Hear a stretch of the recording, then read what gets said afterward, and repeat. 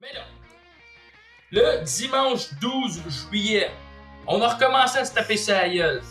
4 frappes américaines en une semaine et l'Iran il riposte avec des missiles sur une base en Jordanie si je me trompe pas.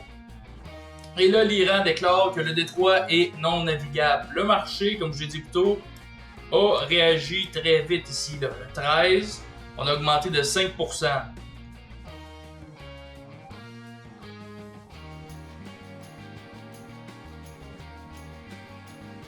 Avertissement. Ce contenu est à titre informatif et journalistique seulement. Il ne constitue pas un conseil financier, hypothécaire ou en investissement. Mon analyse peut ne pas s'appliquer à votre situation. Consultez un professionnel hypothécaire ou financier licencié avant de prendre une décision. Les dingueries entre les États-Unis et l'Iran ont officiellement recommencé. Salut tout le monde, j'espère que vous allez bien. On est de retour sur la chaîne ici Gauthier pour vous parler un peu de qu'est-ce qui se passe avec le détroit d'Ormuz et qu'est-ce que ça veut dire pour les Canadiens. Alors dimanche passé, l'Iran annonce la fermeture du détroit d'Ormuz. Et là, ça, le marché du pétrole a réagi très rapidement. Le 13 ici, on a augmenté d'environ 5% pour qu'on se tienne à, on va dire, 85$ du baril. Ça, c'est pas bon pour nous parce que ça risque d'affecter tout ce qui va être l'épicerie, le gaz, tout le monde le remarque déjà puis le ressent. Les hypothèques, si vous renouvelez, vous achetez une propriété et ça va juste faire gonfler notre inflation. À moins que vous vivez sous une roche ou dans une grotte, que vous savez pas trop qu'est-ce qui se passe, de quoi que je parle. La plupart du monde va comprendre de quoi que je parle, mais j'aimerais quand même vous donner un petit fil des événements. La fin février, les États-Unis et Israël frappent l'Iran et l'Iran, il bloque le détroit d'Ormuz. Ça, qu'est-ce que ça nous a donné? C'est les bateaux qui passaient à travers cette banlieue d'eau-là a passé de 141 à aujourd'hui, on est environ à 4 bateaux par jour qui traversent. C'est énorme, une grosse différence qu'on a eue. Il est fermé. Le marché du pétrole en mars a complètement explosé. On est allé jusqu'à 112$ du baril. Là, le 17 juin, on a eu un accord de paix.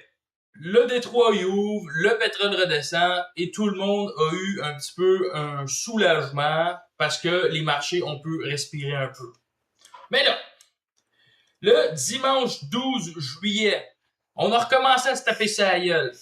4 frappes américaines en une semaine et l'Iran il riposte avec des missiles sur une base en Jordanie si je me trompe pas. Et là, l'Iran déclare que le détroit est non navigable. Le marché, comme je l'ai dit plus tôt, a réagi très vite ici. Là. Le 13, on a augmenté de 5%. Mais là, est-ce qu'il est fermé? Est-ce qu'il est ouvert?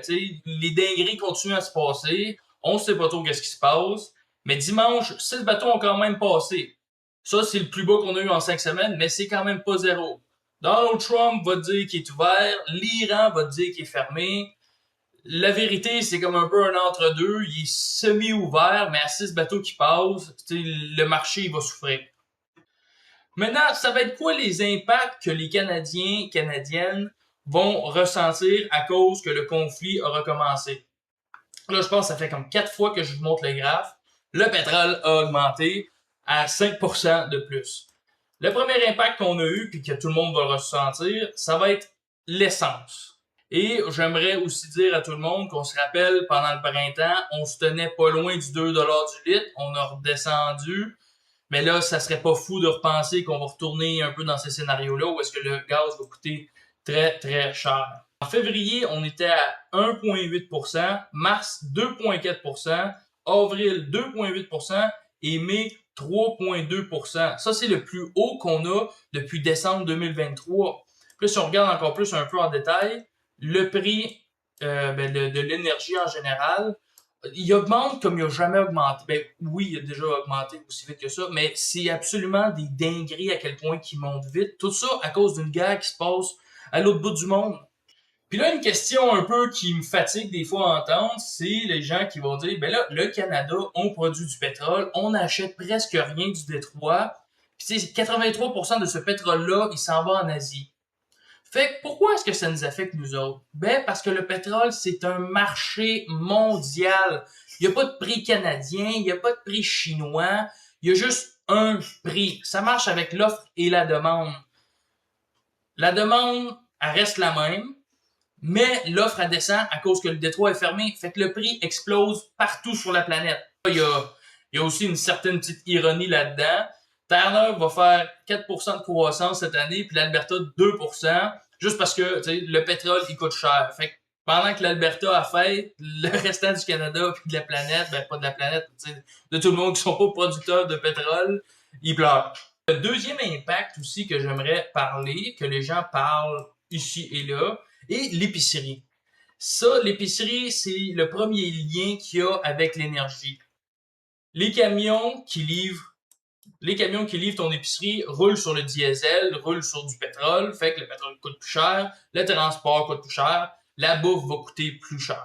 Mais il y a aussi un deuxième lien que moins de gens parlent, puis ça, c'est les engrais. Par le détroit d'Ormuz, il n'y a pas juste du pétrole qui passe là, il y a aussi 30% des engrais de la planète. Puis là, certaines personnes vont dire, je m'en calisse, tu pas assez des engrais, moi j'en achète pas. Toi, t'en achètes pas, mais le fermier, lui, il en a de besoin. Puis là, en ce moment, quand ton engrais il coûte environ 30% plus cher, il y a juste deux choses qui peuvent arriver. Un, qui te passe la facture, ou deux, il en met moins, alors ses récoltes sont plus petites, il y a moins de nourriture et les prix vont monter. Dans les deux cas, c'est les clients qui vont payer, les Canadiens qui vont payer pour ça.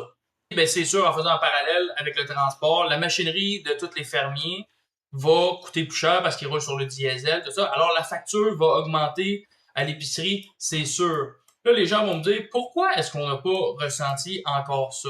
C'est parce que les fermiers achètent leur engrais habituellement au printemps, ils plantent, ça pousse pendant l'été, puis ils collectent ça à l'automne.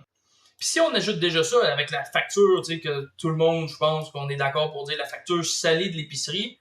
Ici, je vous montre juste un graphe de l'épicerie, le prix de l'épicerie depuis 2019. Ça, c'est qu'est-ce que coûte aujourd'hui un panier qui coûtait 100$ en 2019. On est rendu à 131$ sur 100. C'est une augmentation de 31%.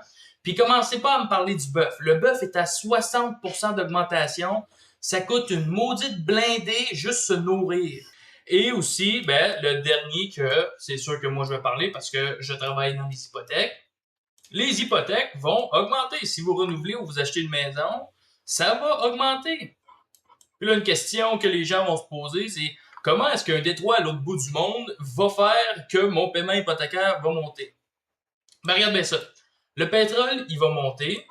Ça donne que l'inflation, elle monte. Tout le monde est d'accord avec ça. Je viens de vous montrer l'épicerie puis juste le prix du pétrole. Les marchés canadiens, les investisseurs, vendent leurs obligations. Là, beaucoup de personnes vont dire, c'est quoi ça, une maudite obligation? C'est qu'est-ce qui va affecter les taux fixes d'intérêt pour les propriétés. En ce moment, l'obligation du Canada de 5 ans ici est à l'entour de 3,18%. Puis c'est elle qui dirige ton taux fixe, pas la Banque du Canada. Ça, c'est une chose que la plupart des gens ne comprennent pas. Ton taux variable suit la Banque du Canada et vu que l'inflation va monter, la Banque du Canada va être obligée de monter leur taux directeur pour calmer un peu l'inflation.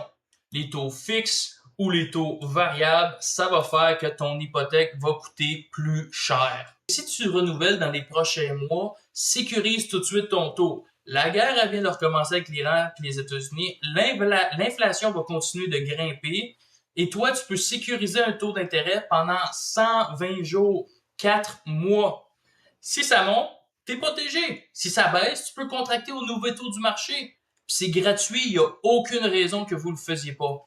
Fait que pour résumer, le détroit d'Ormuz est encore une fois fermé. Il y en a qui vont dire qu'il est juste perturbé, c'est pas officiellement fermé, mais avec 6 bateaux qui passent depuis dimanche, moi, je vous dis que c'est fermé. Maudine, on passe de 141 bateaux dans le prime time à 5. On n'est pas pantoute dans un détroit qui est ouvert. Aussi, les Canadiens, on va tout ressentir ça à la pompe dans les prochains jours. En septembre, on va ressentir ça probablement dans l'épicerie. Et si vous renouvelez une hypothèque, vous achetez une propriété, vous allez le ressentir aussi. Un bras de mer de 33 km à l'autre bout de la planète vient de décider que ton épicerie et que ton hypothèque vont augmenter. Si tu renouvelles bientôt, sécurise-toi tout de suite un taux. 120 jours que tu peux garder ce taux-là, puis ça te coûte rien. Encore une fois, merci beaucoup à tout le monde d'avoir regardé ma petite vidéo. Pas de nouveaux abonnés depuis la dernière vidéo, mais c'est correct, on continue à travailler. Puis j'espère vous voir la prochaine fois. Si vous avez aimé ce que vous avez regardé, abonnez-vous. J'essaie de faire des vidéos un peu à chaque jour. Essayer d'informer la population sur qu'est-ce qui se passe économiquement, mais surtout par rapport à l'immobilier. Et sur ça, à la prochaine.